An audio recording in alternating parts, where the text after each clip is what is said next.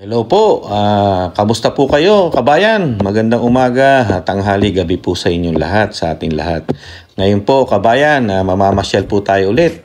Ngayon po, ipapasyal ko naman kayo sa isa na namang downtown dito po sa Miami. Ang Downtown Brickell o Miami Downtown Brickell. Last time po, pinuntahan natin yung isang downtown, yung Miami Downtown Biscayne, kung saan po nandun yung Miami Heat o FTX Arena.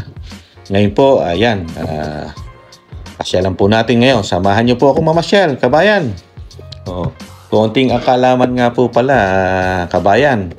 Ang Brickell po ay naitayo po 1900 po. Dati po Miami residence po ang nakatayo doon po noong mga panahong 1900s. Yung mga mayayaman po ang nakalagay po roon, mga mansion. At ang nagdevelop po noon o mga real estate nagdevelop po noon yung mag-asawa po sila William and Mary Brickells. Kaya po naipangalan po sa kanila yung lugar na yon dahil doon sa mag-asawang si Mary and Williams Brickell, kabayan. Nung dumating na po yung 1970s po, doon na po nag-start mabago po yung Brickell na naging na po siya, central businesses na po ng Miami, na pagtayo na po ng mga naglalaki ang tower, hotel, mga offices and condos. Naging business area na po ang Brickell nung start 1970s. At konting kaalaman din po, ang Brickell po, kabayan, ay hindi naman po ganun kalaki yung island. Ang total square miles lang niya po 1,084 square miles. Kaya hindi po ganun kalaki, kabayan. At syempre po, naglalakihan na rin po ang mga business, kabayan, sa Brickell. Mga 5-star hotel, mga 4 season po. Yan, mga kilala kong hotel na 5-star dyan. Yung 4 season, hindi po bababa, kabayan, sa $1,000 pataas ang per night po niyan. At ng mga Mandarin Hotel, yan po, JW, Marriott, and yung W Miami Hotel, and yung Icon. Yan po yung mga nasa top 5, mga 5-star hotel po dyan sa Brickell, kabayan. At siyempre po, nandiyan na rin po yung mga condoses nila na talagang kimamahal. Kung mag-aari ka, kabayan, kung magbibili ka ng mga high-end condos dyan, hindi bababa, kabayan, sa pag naka-front ka dun sa dagat, hindi bababa sa mga 25 million yon, kabayan. At yung pinakamababa naman nila na condos dyan, million pa rin, kabayan. Siguro 1 to 3 million, makakuha ka na. Basta hindi malayo ka na rin sa dagat, kabayan. At ang isa pa, kabayan, ang mga negosyante dyan sa Miami, lalo dyan sa Brickell, yung mga billionaire, kinuha ko rin yung top 5, kabayan.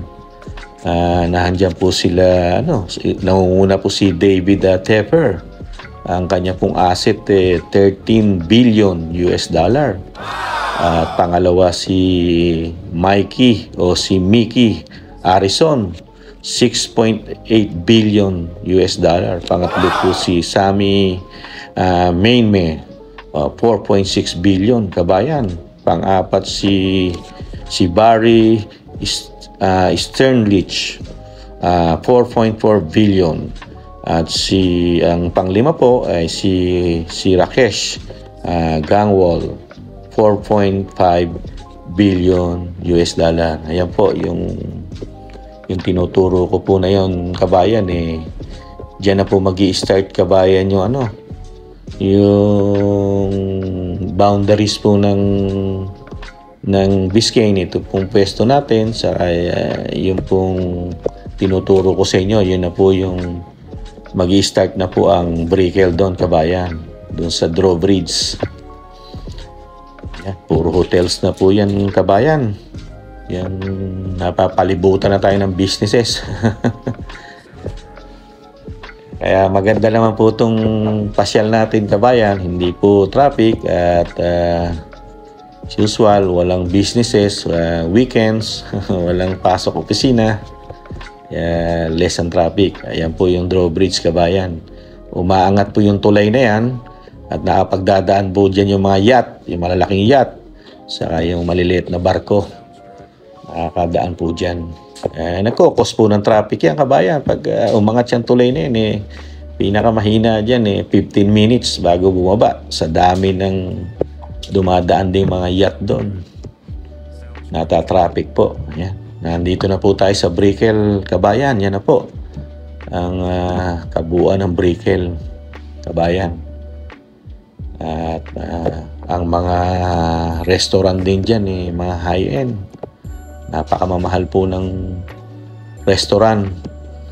Kaya po yung mga taga Miami, kabayan, pagka weekends, lalo sa gabi, dyan po bumababa yung mga may pera-pera dito sa Miami. Dyan po sila talagang tinatawag na night time o nightlife nila. Mga date nila. Lalo pagdating sa mga masasarap na pagkain, dyan sa Brickell ang number 1 sa downtown Brickell na ito. At isa pa nga, kabayan, dito rin sa Miami downtown Brickell na ito, nagkakaroon po tayo ng mga schedule, lalo sa mga embahada natin.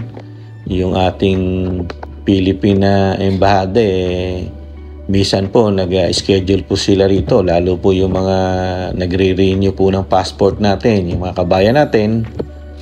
Dito po sila nagre-rent ng isang unit.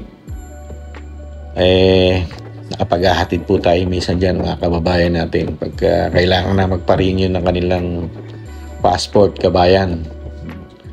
Yan po ang kahabaan ng Brickell, kabayan. At muli po, kabayan, maraming salamat po sa mga nag-subscribe natin, mga gusto nitong video ito. Thank you po ng marami sa inyo, sa mga magla-like, mag-share, and subscribe po. At ingatan po kayo palagi. Panoorin po natin yung kabayan, yung drone.